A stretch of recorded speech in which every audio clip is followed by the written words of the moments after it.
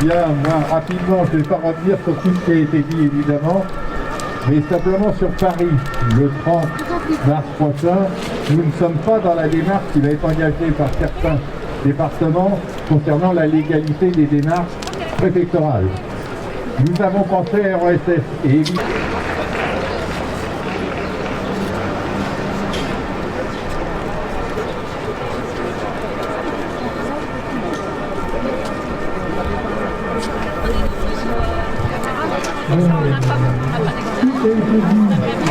Alors les migrants qui arrivent déjà, ils sont terriblement traumatisés. C'est pas des gens qui viennent pour la sécurité sociale, ils savent même pas ce que c'est.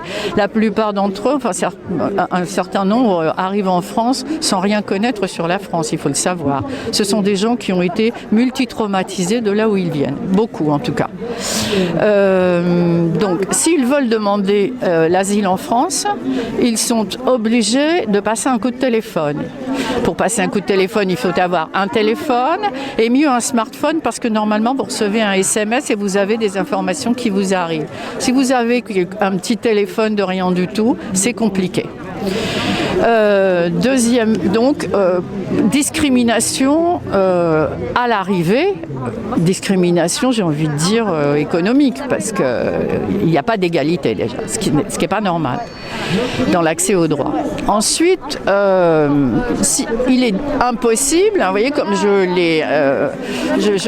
vous le montre, il est impossible d'avoir un rendez-vous à la préfecture. Moi, ça m'est arrivé plusieurs fois d'essayer de prendre des rendez-vous pour des gens qui sont à mon cours ou des amis. Je pense à un ami qui a fait venir sa femme et pour laquelle il demandait un premier rendez-vous, mais c'est impossible. Vous commencez à 5h du matin, vous finissez à 5h le lendemain matin, vous n'avez aucun rendez-vous. Ça ne répond pas.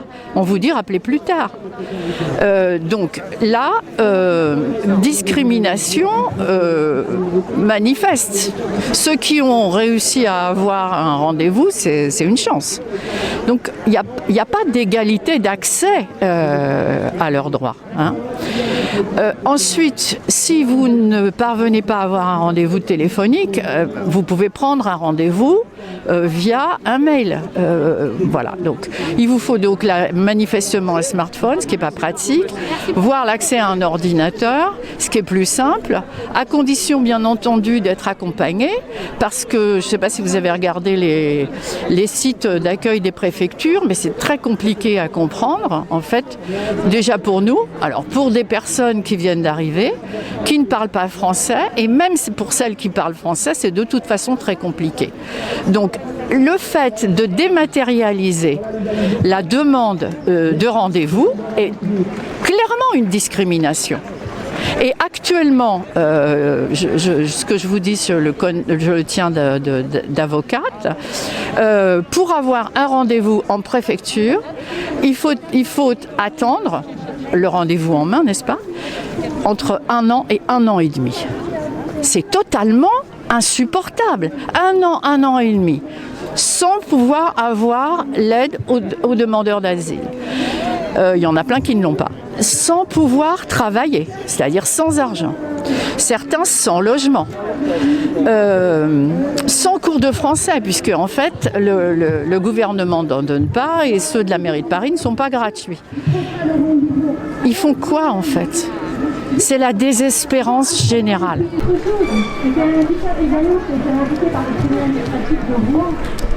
Les procédures de téléservice ne permettent pas d'être mises en œuvre pour le service des étrangers.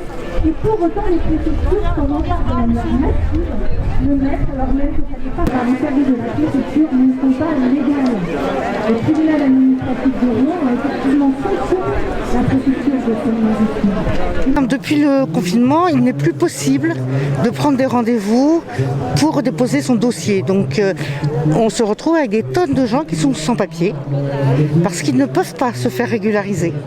Que ce soit donc des gens qui font tout comme il faut, qui essayent, des parents d'élèves qui ont leurs 3 ans de scolarité, leurs 5 ans de présence, des jeunes qui sont en apprentissage, enfin, qui essayent vraiment de tout faire comme il faut et qui ne peuvent pas déposer de dossier. Concernés par le fait de déposer leur dossier devant le CROF, Centre de réception des étrangers Truffaut. Avant, on faisait la queue une demi-journée et on a fait déposer son dossier. On avait un rendez-vous. Il n'y a que les gens qui n'avaient pas leur dossier à jour qui n'avaient pas de rendez-vous. Tous les autres obtenaient un rendez-vous. Là, plus personne n'obtient rien. Donc, on ne leur donne pas aux gens la chance de se faire régulariser. On leur coupe l'herbe sous le pied, j'allais dire, dans l'insert. On ne peut pas vivre correctement si on n'a pas de papier. En sans droit, c'est compliqué la vie. Et donc, on demande qu'ils nous redonnent ce droit. On ne leur demande pas de régulariser tout le monde, on leur demande de les autoriser à déposer leur dossier. En même temps que dans d'autres départements, pour leur démarche, c'est l'inégalité de la démarche globale. Et dans toute la France, en haut lieu, des défauts de référé de domicile à Lyon. Ça commence là. Donc évidemment, il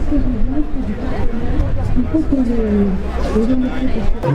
Pour eux, le risque s'ils se font arrêter, d'être expulsés, d'être envoyés en centre de rétention et d'être expulsés, puisqu'ils n'ont pas fait preuve de bonne volonté, puisqu'ils n'ont pas déposé de dossier.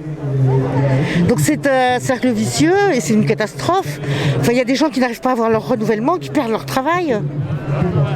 Des gens qui sont en France depuis 10-15 ans, qui ont des papiers qui sont renouvelables tous les 2 ou 4 ans selon le rythme avant d'avoir les 10 ans.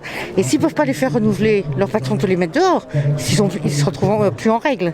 C'est pas génial, ça c'est sûr, comme mais si c'était une heure plus tard, tu vois,